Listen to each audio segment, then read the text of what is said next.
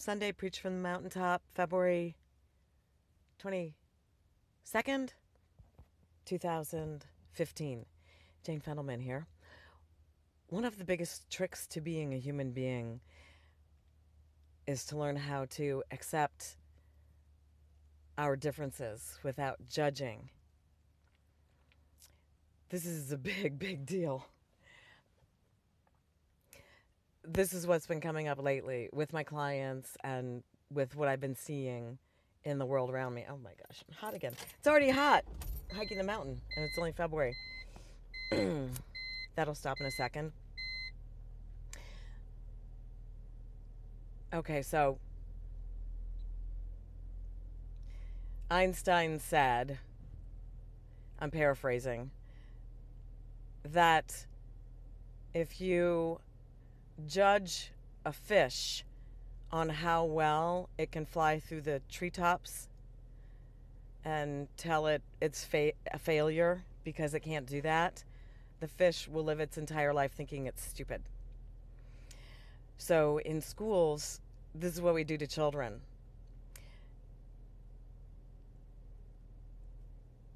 And then we want them to be good at everything. And when they don't get A's and B's and everything, we take away their phone or we take away their privileges. We punish them. We punish children when they're not good at everything. When us adults, we're not good at everything. What if somebody was telling us we're a failure every day because we're not good at everything? What if I told you had to do taxes every day?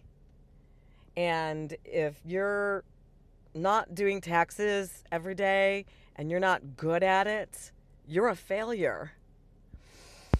Here's another example. I'm a phenomenal ballroom dancer. Like phenomenal. I have ribbons and trophies to prove it. Blue ribbons, first place ribbons, and trophies that say I'm a great competition ballroom dancer. I can dance waltz, Foxtrot, Argentine Tango, Salsa Cha Cha, swing dance, everything. Everything. I can even belly dance. I could burlesque dance. Now, if I said to everyone that if you're not good at everything, including competition ballroom dancing, and if you're not good at that, I'm going to take away your allowance, your money. I'm going to take away your money. You're not going to get your money because you're not good at competition ballroom dancing. That would be ridiculous, wouldn't it?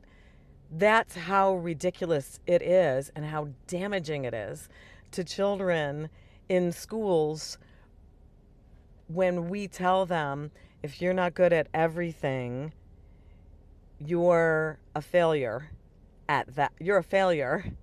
I grew up being told, I think once I got around 6th grade and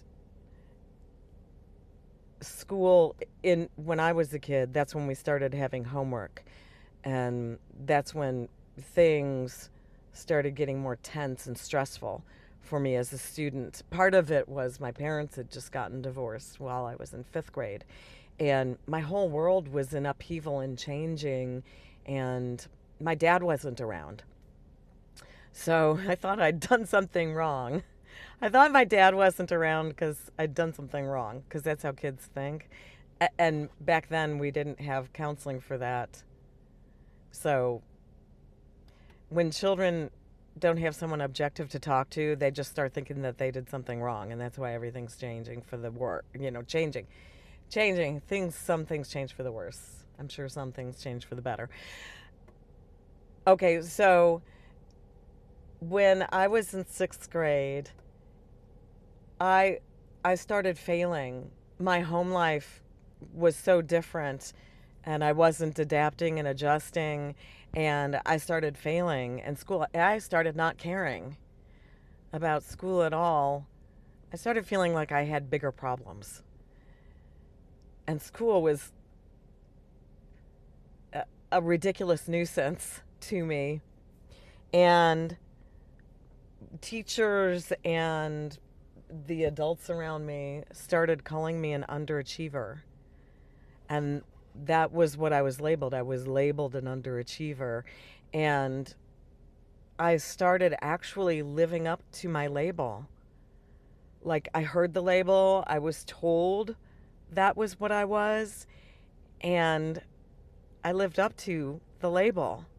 So now they just call it ADD or ADHD or oppositional defiant disorder. And I see children in my practice that are living up to that label all the time. One of the first directions that I usually give the parents is to stop saying that in front of your child, and don't let a doctor or a teacher or a school principal or a school nurse say that to your child. Giving them a label, they'll just probably live up to it. And you don't have to drug them for it. I know how to cure it within 5 sessions by just working with the parents, and that's true. I have a 100% success rate with the families, with the parents who will follow the directives that I give them. 100%. So we have these kids that are being labeled a failure or an underachiever because they're not good in certain things. I was never good in math. I'm right brain dominant. It's a fluke that I love science. Actually, I think it was because I had this great science teacher in junior high school. I wish I could remember his name. Maybe my brother Jimmy remembers his name. But he used to say, "Holy cockeyed Maloney." He was just so funny. He was funny. And he was so jacked up about science that his enthusiasm about it was infectious. And I learned when I became a teacher, my undergrad degree is a Bachelor of Science in Education. When I became a teacher, I learned that no matter what I was teaching, because I substituted a lot, I could get the kids into it just by being excited about it myself. And I really wasn't a good student, even when I got my undergrad degree. And I didn't find out that I was an A. I was a straight A student. I didn't find that out until after I started working on my master's degree in counseling. Because that's what I was meant to be. And I'm blessed that I have some sort of built-in thing that I could never actually make myself do things that I wasn't interested in. When we try to force kids to work at work they're not interested in, it's very hard for them to focus. And they can't sit still, or their mind wanders, or they start talking to their neighbor. And it's normal and healthy for a child or a person to not be able to focus on whatever they're not interested in. But in our culture, we call that ADD or ADHD, and we drug them for it.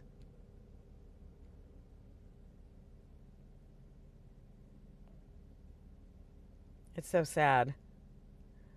These drugs are amphetamine-based drugs. We give children speed because in children it has a paradoxical effect, which means that if a child is hyper, which is a normal child has a lot of energy and needs to run around a lot. That's a normal child. So we drug them down to our level of depression, and we give them speed. It has an opposite effect on them. But because it's an amphetamine-based drug, it takes their appetite away, it stunts their growth, and many children, if you Google search how many children have died from these amphetamine-based drugs, you will see that they suffer from strokes and cardiac arrest because these drugs are dangerous. They're class 2 drugs, which means that they are in the same class as heroin.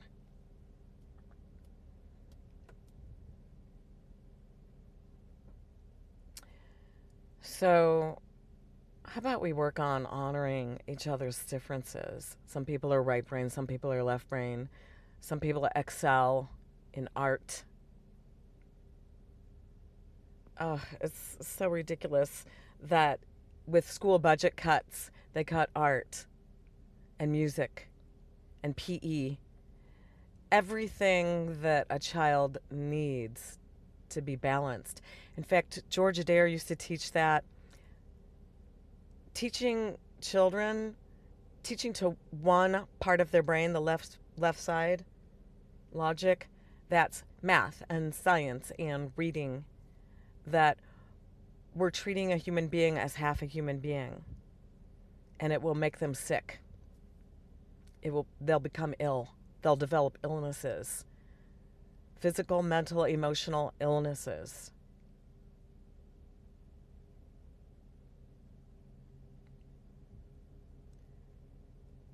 In fact, Liberty, the statue that represents Liberty, she's blindfolded and she's got the scales of justice in her hand. And one side's truth. One side of the scale represents truth. And the other side represents beauty. And the philosophy is that if you saw the truth of the entire world, it would be so ugly to you that you wouldn't want to live. And that we must have art and beauty in this world so that we can see the poetry of this world, and so that we can stand to live.